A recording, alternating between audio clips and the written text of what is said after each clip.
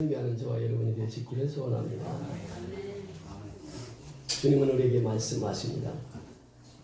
교회를 세우신 목적도 선교하기 위함이고 우리를 구원하신 목적도 선교하기 위함이라 이렇게 말씀하셨습니다.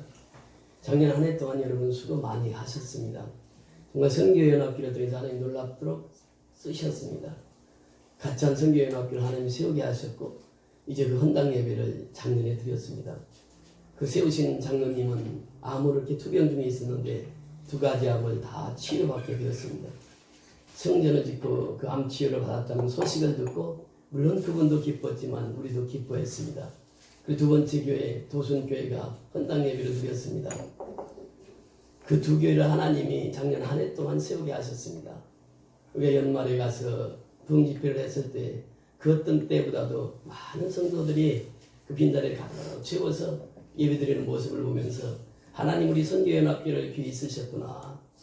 새해는 하나님께서 더 크게 쓰실 줄 믿습니다. 아멘. 이제 새해는 더 하나님 앞에 우리가 성령 충만함을 받아서 하나님 앞에 귀히 쓰임받는 우리 선교연합교 모든 성도들이 되시기를 주의 이름으로 축원을 드립니다. 아멘. 오늘 이 사도행전 이제 계속해서 말씀을 상고하고자 합니다. 제가 옥중서신을 지금 몇 년에 거쳐서 옥중서신을 같이 상고했는데 이제부터는 사도행전을 통해서 주어지는 시간까지 이 말씀을 증거하고자 합니다. 이 사도행전 1장 1절에 보면 데오빌로라고 하는 말씀이 기록됩니다. 데오빌로여 내가 먼저 쓴 글에는 이렇게 표현합니다. 우리 누가복음 1장 1절에서 4절까지 같이 보십니다. 누가복음 1장 1절에서 4절.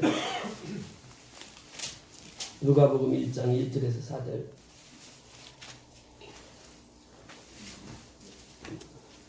다 같이 합독하십니다.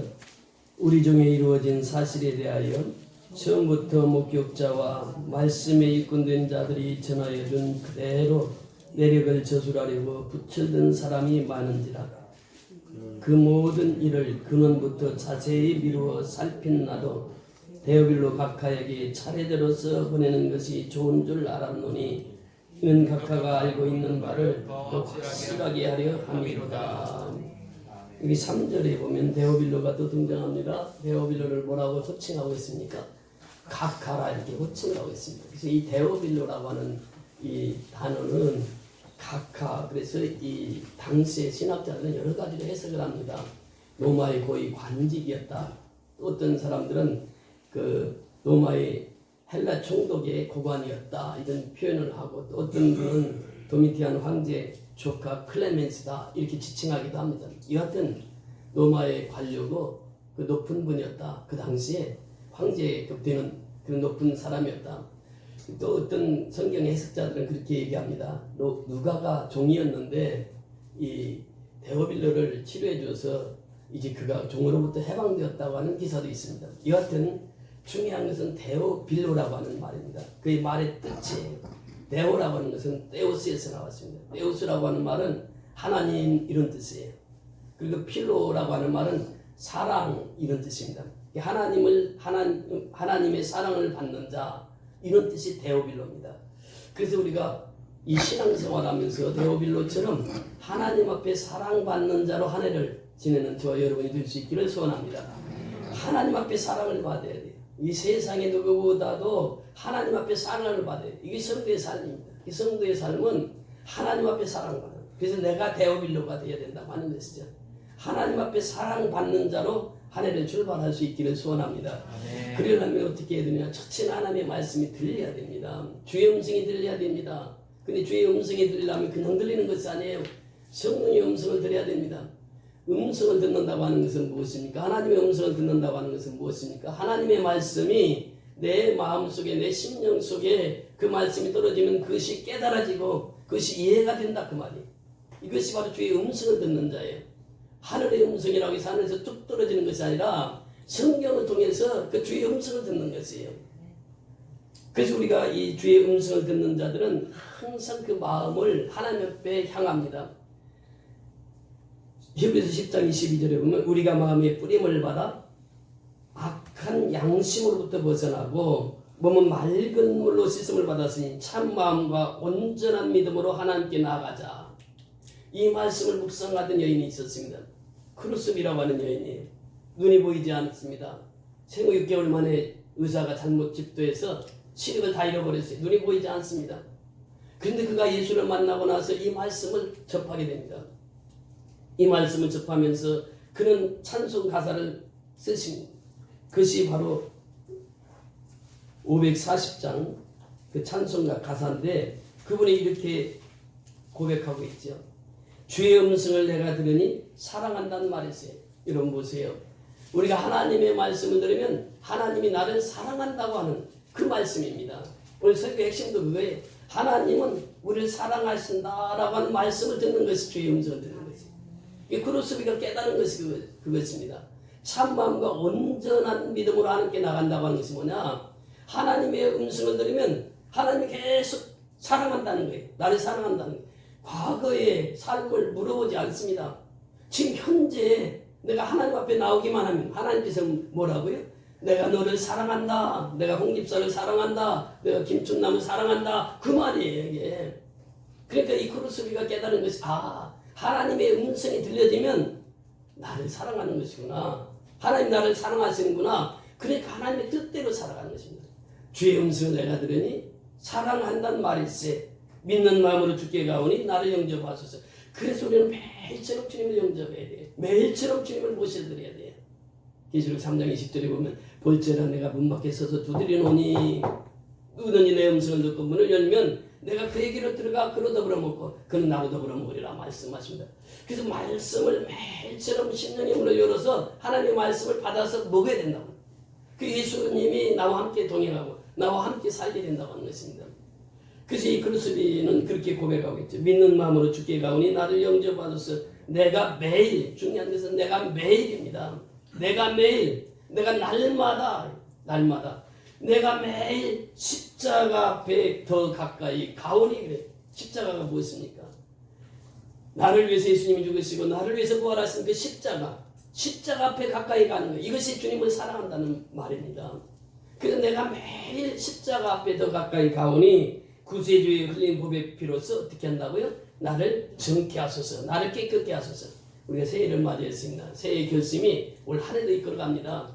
우리가 세족식 할 때 그 결심을 새해 결심의 카드를 기록했는데 새해 결심을 통해서 한 해를 내가 하나님 앞에 어떻게 보낼 것인가 이것을 우리가 결심했습니다. 그런데 그것을 이루기 위해서는 어떻게 되느냐? 이 크루스비처럼 내가 매일 십자가 앞에 더 가까이 나가요. 십자가에 흘리신 피로 나를 정결케 하소서. 이것이 바로 그의 신앙 고백이었습니다. 여러분 보세요. 우리가 주의 음성을 들으면 주의 음성은 나를 사랑한다고 하는 것이에요.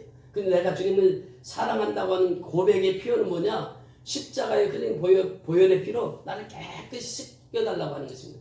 하나님은요 사람을 쓰실 때 깨끗한 사람을 들어 쓰십니다. 정결한 사람을 들어 쓰세요.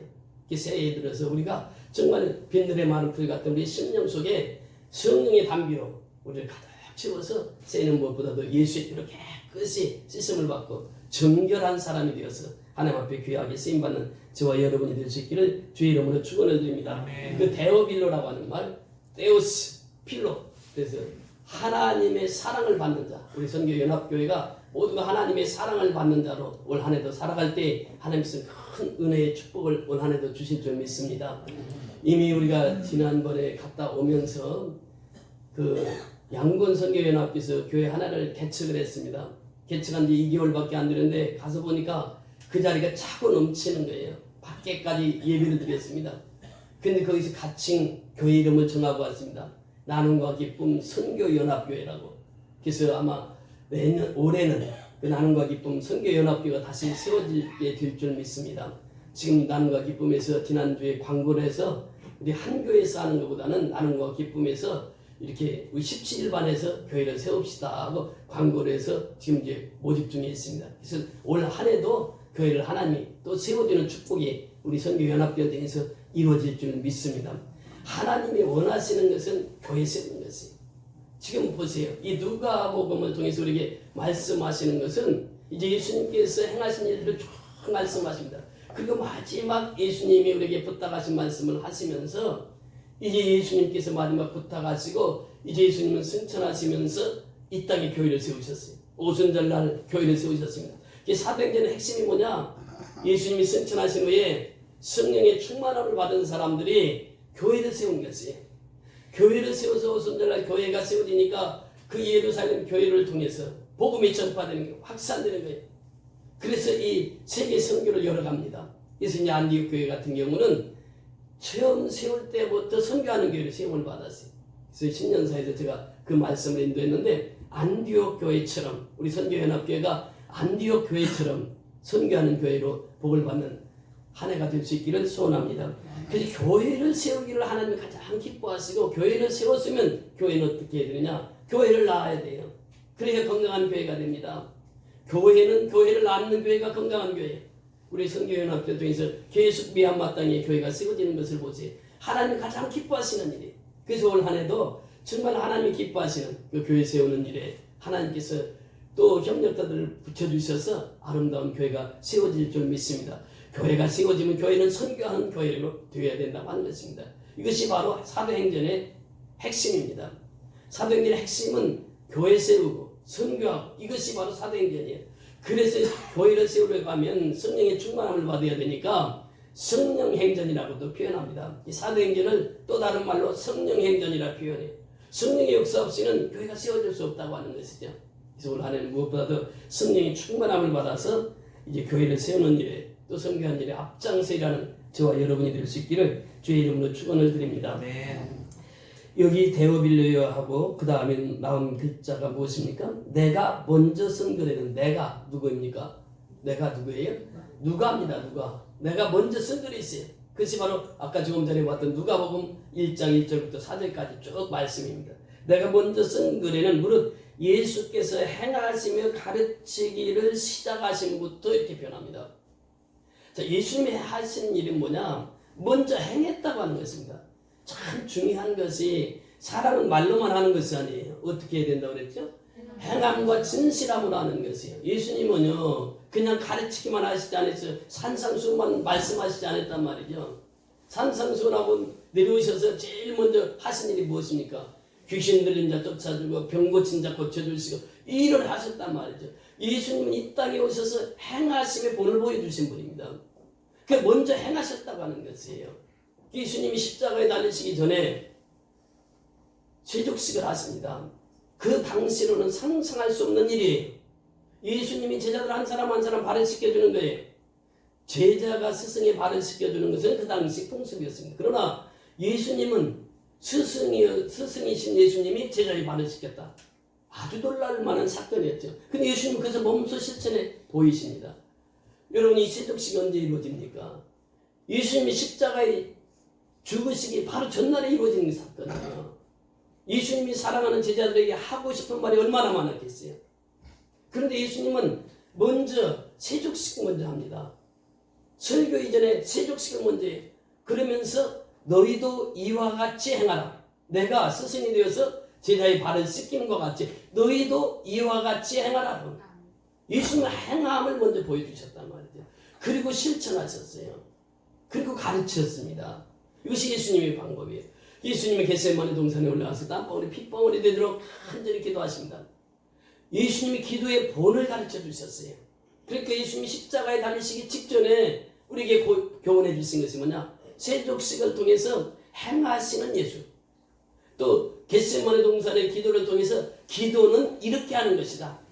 예수님 본을 보여주신 거예요. 그래서 우리는 예수님의 본을 따라서 살아가는 것입니다. 행하십니다. 이미 구약에서도 에스라 선지자는 7장 10절을 통해서 그렇게 고백했습니다.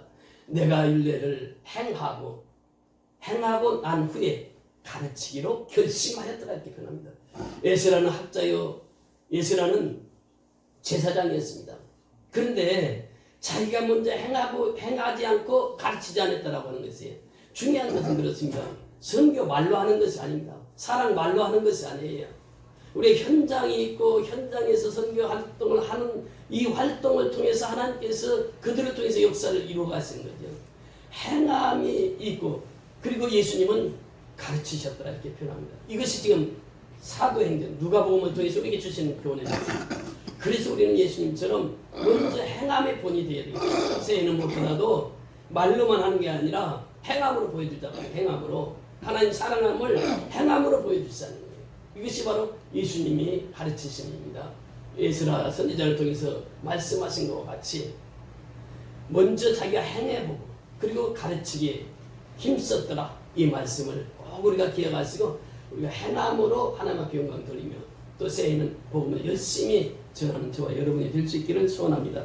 그러면서 행하시며 가르치시기를 시작하신 분부터 이렇게 시작했습니다. 행하시면서 가르치셨어요. 이것이 복음입니다. 12제자를 키울 때 12제자들에게 설교만 해서 키운 게 아니에요. 그들과 함께 자고 그들과 함께 먹고 그들과 함께 마시고 그들과 함께 살았습니다. 행함이었단 말이죠. 그러면서 제자들을 길러냈던 것이죠. 그 12제자가 지금 어파션, 사도로 부름을 받아서 그들을 통해서 전 세계의 복음을 전합니다. 누가복음 24장 한번 보십니다. 예수님께서 지상 대사명으로 주신 누가복음 24장 44절부터 49절까지 말씀 보십니다. 사도행전을 이해하시려면 이 말씀을 먼저 보셔야 됩니다. 누가복음 24장 44절부터 49절.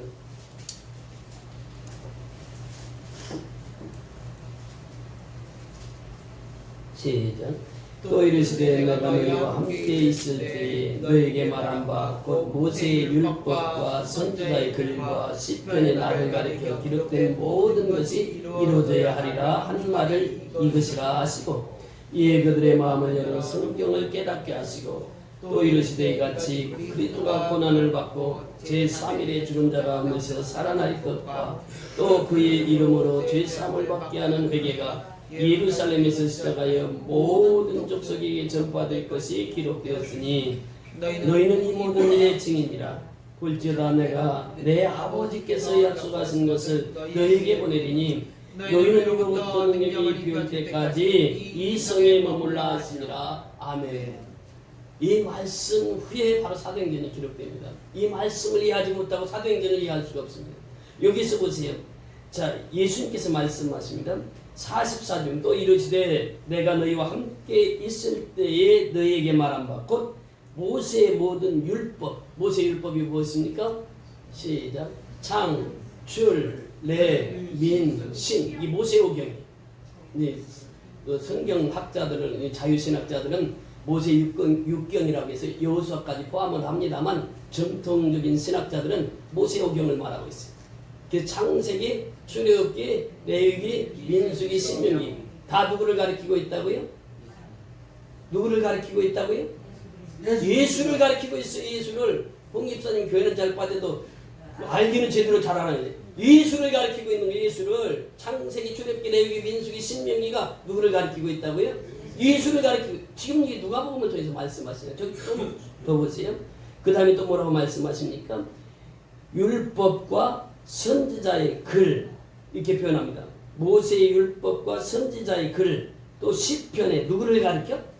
나를 가리켜. 구약은 누구를 가리키고 있다고요? 나를 가리키고 있다. 예수를 가리키고 있다는 거죠. 구약 성경 전체가 누구를 가리키고 있습니까? 예수입니다. 이 구약 성경 전체를 지금 말하고 있는 거예요. 모세오경, 예언서, 시편 이것은 구약 전체를 말하는데 구약 전체가 누구를 가리키고 있다고요? 예수를 가리키고 있다. 이 새해는요. 무엇보다도 예수를 바라보는 한 해가 되어야 됩니다. 히브리서 12장 2절에 보면 믿음의 뒤에 온전케 하신 이인 예수를 바라보라. 예수를 바라봐야 돼요. 구약 성경 전체가 예수를 가리키고 있어요. 신약은 예수님이 오셔서 행하신 일들을 가리키고 있어요. 그러니까 성경 전체가 누구를 가리키고 있다고요? 예수를 가리키고 있단 말이에요. 예수를. 그리고 예수님께서 말씀하세요. 예수를 가리키는데 45절 이하에 보면 이에 그들의 마음을 열어 성경을 깨닫게 하시고 성경을 깨닫게 되는 거예요. 지금 깨닫는데 무엇을 깨닫게 되느냐? 46절에 보면 또 이르시되 이같이 그리스도가 고난을 받고 제3일에 죽은 자 가운데서 살아날 것과 또 그 이름으로 죄사함을 받게 하는 회개가 예루살렘에서 시작하여 모든 족속에게 전파될 것이 기록되었으니 보세요. 예수님이 십자가에 죽으심과 부활하심이에요. 이것이 깨닫는 것입니다. 오늘 설교를 통해서 깨닫는 것은 뭐냐? 예수가 나를 위해서 십자가에 죽으셨습니다. 예수님 나를 위해서 십자가에 죽으셨으나 사흘 만에 부활하셨습니다. 이것을 깨달으면 성경 전체를 깨닫는 것이다. 그 말입니다. 예수의 십자가에 죽으심과 부활하심을 깨닫는 것이에요. 그러면서 더 나가서 뭐라고 말씀하십니까? 죄사함을 받게 하는 회개가 어디서부터 시작돼요? 예루살렘부터. 이것이면 예루살렘에서 뭐가 시작됩니까? 교회가 시작돼요. 교회가. 그 사도행전은 교회가 시작되는 것이고 성령의 충만함을 받아 교회가 시작되고 교회가 시작된 그 교회가 땅끝까지 복음을 전파하는 이것이 사도행전 전체의 그림이란 말이죠. 그래서 이 말씀이 죄사함을 받게 하는 회개가 예루살렘에부터 시작해서 모든 족속에게 전파될 것이 기록되었으니 그래. 모든 족속이. 그래서 우리가 미얀마 가는 거죠. 모든 족속에게 가서 복음을 전해야 돼요. 그러면 사실은 말씀이 너희는 이 모든 일에 뭐라고요? 증인이라 증인. 마르투스, 마르트 이 말은 순교자라는 말이에요. 그래서 우리가 양건성 연합회 갈 때는 항상 이 목숨이 위험을 받는단 말이죠. 이 증인은 그 목숨을 위험을 받으면서도 가족 복음을 전하는 거예요. 이게 증인이란 말이에요. 증인. 그래서 우리가 증인된 삶을 살아간다고 하는 것이 얼마나 중요한지 모릅니다. 우리나라의 장로교에서 가장 오래되고 큰 교회가 있죠. 명명에 하면 영락교회가 있습니다. 그 황경진 목사님은 템플상을 수상하셨어요. 우리나라에서는 최초로 노벨상 같은 상입니다. 종교계에서 가장 큰 상이에요. 근데 그 상을 받을 때 그분이 그 미국의 상을 받으면서 유명한 말씀을 하셨습니다. 그게 뭐냐? 상 받기 전에 그가 고백한 것이 있어요. 나는 죄인 중에 죄인입니다. 나는 일제시대 때 신사참배를 한 사람입니다. 죄인 중에 죄인은 여기에 있습니다. 저는 이 상을 받을 자격이 없습니다. 그러면서 그 우리나라 최초로 템플상을 받은 상경경 목사 은퇴를 하시고 남한산성에 가서 거기서 여자 시나트를 세우더니 거기서 여생을 보내는데 10년이 됐습니다. 목사님들이 다 가서 원로 목사님한테 가서 세배를 하러 갔어요. 세배를 가서 다 세배를 하고 났는데 목사님들이 그랬어요. 목사님, 우리 후배 목사님들에게 10년의 덕담 하나 해주세요. 그랬더니 한참 기다리시더니 이 목사님 뭐라고 말씀하셨는지 아십니까? 목사님들 예수 잘 믿으세요. 예수 잘 믿으세요. 요즘에요 성직자도 예수 잘 믿어야 되지만 장로, 집사, 권사 예수 잘 믿어야 돼요. 예수 잘 믿어야 돼요. 우리가 은혜 받아가지고 여기서 기쁨을 누리지만 밖에 나가면 술 한잔하고 이런 분들이 집사하고 그런 게 지금 우리 한국 교회가 병들어가는 징조입니다. 정말 교회에서나 밖에서나 생활이 똑같아야 돼요. 교회에서만 살아가는 것이 아니다. 주님은 우리에게 말씀하시기를 행하십니다. 사회에서도 빛이 돼야 돼. 교회에서도 빛이 돼야 되지만 이것을 주님은 우리에게 원하시고 있다고 하는 것이죠. 그래서 우리가 예수님처럼 산다고 하는 것은 내가 먼저 본을 보여야 돼요. 행함의 본을 보여야 돼요. 그리고 이제 가르쳐라. 예수님께서 행하신 대로 그렇게 말씀하신 거예요. 그리고 예수님께서 이 말씀을 하시면서 너희는 증인이라. 세상 끝까지 가서 복음을 전해야 된다. 하시면서 오늘 2절 사도행전 1장 2절로 다시 넘어옵니다. 사도행전 1장 2절입니다. 시작. 그가 택하신 사도들에게 성령으로 명하시고 승천하신 날까지 이를 기록하여 놓으라. 그가 누굽니까? 여기서 그는 예수님이 택하신 사도들에게 예수님이 택하셨단 말이죠. 불러주셨단 말이죠. 예수님이 선택하셨단 말이죠. 누구를? 사도를. 이 사도는 어파스니 보냄을 받은 자 그런 뜻입니다. 그러니까 우리 모두는 누가 불러주셨어요? 예수님이 불러주셨어요. 그리고 이 사도로 예수님이 택해 주셨단 말이에요. 이 택하신 사도들에게 이것은 우리들에게 그 말이에요. 예수님은 오늘 우리에게 주님 말씀하신 예수님이 우리에게 말씀하시는 거예요. 뭐라고 말씀하셨습니까? 사도들에게 어떻게 명하셨어요? 성령으로 명하시고 성령으로 명하시고. 그러니까 오늘날 예수님이 우리에게 명하시는데 누구로 명하신다고요? 성령으로 명하시는 성령으로. 그래서 주의 음성은 어떻게 됐습니까? 성령을 통해서 주의 음성을 듣는 거예요. 성령을 통해서 말씀으로 하나님의 음성을 듣는 거예요. 그래야 내가 말씀이 깨달아지고 그 말씀이 내 마의 말씀으로 내 심령 속에 들려지는 것입니다. 보세요. 이 성령으로 말미암지 않고는 하나님의 말씀을 깨달을 수가 없단 말이죠. 그러니까 성령으로 말미암아 하나님의 말씀을 깨달아서 이제 십자가와 부활을 깨달았다고 하면 그 소식을 땅 끝까지 전파라. 이것이 누가복음의 말씀이고 바로 이어서 예수님이 택하신 사도들에게 불러주신 사도들에게 선택하신 사도들에게 오늘 사도는 누구라고요? 믿는 우리가 사도란 말이죠.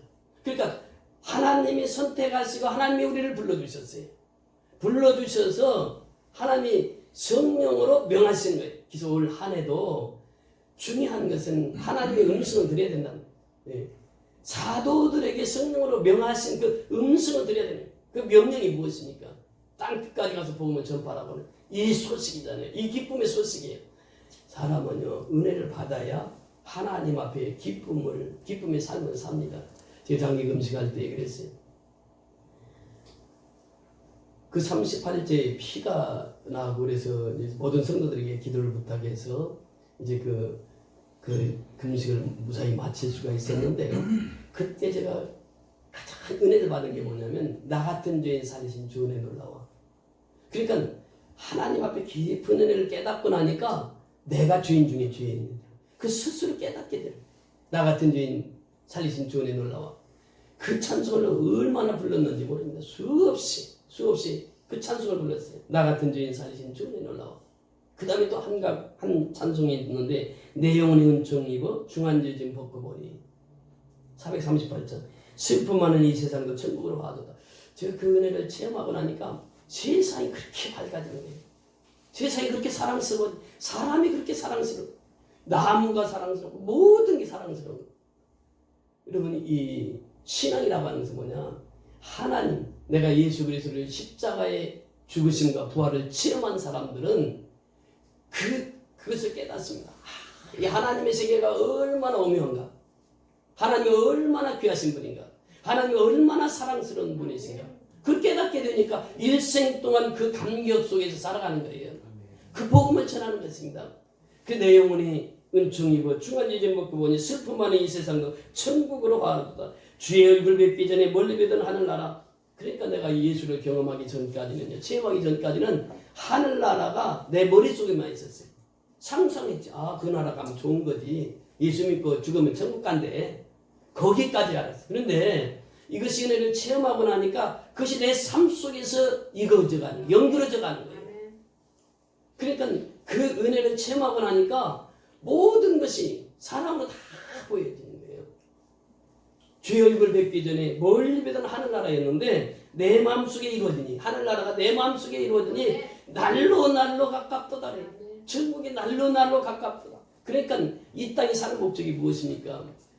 하나님을 위해서 살아가는 거야. 하나님 목적대로, 하나님 뜻대로 살아가는 거죠. 하나님 뜻대로 살다 보면요, 천국이 날로 가까운 것이에요. 그래서 체험하고 그것을 경험한 사람들이 복음을 전하게 되는 것입니다. 높은 산이 거친 들이 초막이나 궁궐이나 내 주 예수 모신 것이 그 어디나 뭐예요? 하늘나라. 궁궐에서 살아도 그래요. 초막에서 살아도 그래요. 예수만 모시면 그 어디에서나 하늘나라란 말이에요. 오늘 새벽에 그 말씀을 드렸습니다. 조덕삼 장로님 얼마나 부자였어요. 금산에서 부호였거든요. 집도 크고 그렇게 부자였는데 그분이 삶의 모토가 뭐냐? 내가 사는 동네에서 심리 안에 굶어 죽는 사람이 없게 하자. 자기가 농사져가지고 어려운 사람들 다 나눠주는 거예요. 그러니까 궁궐에 살아도 예수 믿으면 어때요? 그 마음속에 하늘나라예요. 그러니까 자꾸 퍼주고 나눠주는 거예요. 내 마음속에 하늘나라가 임하니까. 그런데 거지 나사로 같은 곳이에요. 거지라 그 남한테 얻어먹고 그렇게 살았잖아요. 그런데 그 심령 속에 누가 찾아갔어요? 예수님 찾아가니까 거지 나사로가 어떻게 살았어요? 할렐루야 찬송하며 살아요. 지금 가찬 성교연합교회 가면요, 길거리마다 다 거지.